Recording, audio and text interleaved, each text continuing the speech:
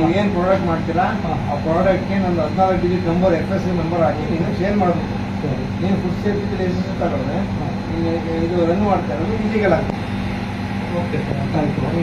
ಇನ್ನೂ ಅಷ್ಟು ಅವೆಲ್ಲ ಬರಲ್ಲ, ಈಗ ಮಾಡ್ತಾ ಇದ್ದೀನಿ. ನಮ್ದು ಏನು ಬಂಡವಾಳ ಅಷ್ಟೇ. ನೀವು ಕಾನೂನು ಏನಿದೆ ಹಂಗೆ ಬರಬೇಕು, ಬಂಡವಾಳ ಆಗಲ್ಲ. ಅರ್ಥ ಆಯ್ತಾ?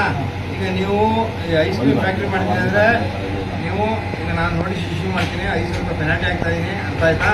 ನೀವು ನಮ್ಮ ಹತ್ರ ಬಂದು ಲೈಸೆನ್ಸ್ ಅಪ್ಲೈ ಮಾಡಿ. ಕೆಲವೆಲ್ಲ ಕ್ಲೀನ್ನೆಸ್ ಇಲ್ಲ, ಹೈಜೆನಿಕ್ ಇಲ್ಲ, ಹೈಜೆನಿಕ್ ಇಲ್ಲ. ಆಮೇಲೆ ಕಲರ್ ಹಾಕಂಗಿಲ್ಲ.